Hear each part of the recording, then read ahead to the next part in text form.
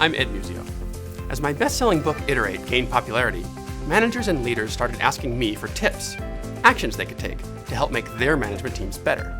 So I created this series to help you and your team iterate and improve, one small step at a time. This episode is Get Everyone Looking Up. Do you feel more like a referee than a manager? Do you constantly field complaints or resolve arguments between your people? Is being asked to take sides in your employees' disagreements wearing you out?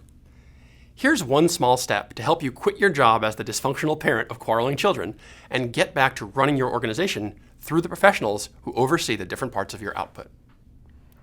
Tell your team that they're all successful or not based upon whether your higher level goals are met.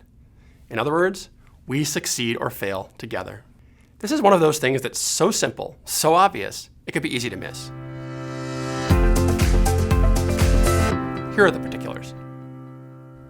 First, just do it. A lot. There's no magic formula, no perfect script, no right moment. Just keep saying, I view all of you as successful when my goals are reached. One of you can't succeed at the expense of another. Say it until everyone believes it, including you. Of course, to do this well, you have to be clear about what you owe the organization. Summarize your own goals as 3 to 7 tangible, measurable outputs that are exactly what you promised your boss you'll deliver, and keep putting those in front of your team. On a related note, be clear but flexible about employee goals.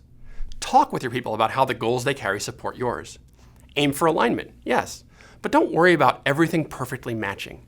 Just get everyone clear and headed in the same direction, and be overt about which goals take priority. Yours. As you do, watch out for these pitfalls. Avoid waiting for performance management systems, raises, compensation systems and the like, to back you up.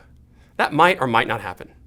Either way, as a manager, you get to set expectations about how you decide whether your people are successful, and you get to feed those decisions into the company systems. Use that power. Next, don't try to write the perfect goal set. Your goals will change as time goes on. Same with employee goals. Just keep the team in the loop when yours change, and that will help them stay aligned.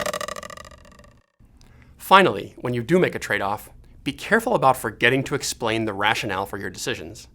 It's not enough for you to understand that your choices are based upon your goals and not some win-lose trade between your subordinates. Make sure they understand your thinking too. So, what will it look like when it works? I'm sorry to tell you that we're not changing personalities here. Argumentative people will still argue. The trick is to get your team arguing together about what's best for your goals, instead of arguing with each other to get you to choose between theirs. So, you'll know this worked if you see people doing things like framing up their needs in terms of your goals instead of their own, or trying to make recommendations that work for their peers too, instead of trying to talk you into torpedoing other team members, or developing a better understanding of their peers' work so they can make even better recommendations. They may still be arguing, but at least this way it's over the right things. Saying we succeed or fail together is a trick from what I call upward-looking success. That's a component of linked teams, one of the 5 key practices of iterative management. We succeed or fail together. Start saying this to your team on a regular basis and acting like it. Your people will get a whole lot better at working together, and you'll get to quit refereeing arguments between them and focus on helping them iterate.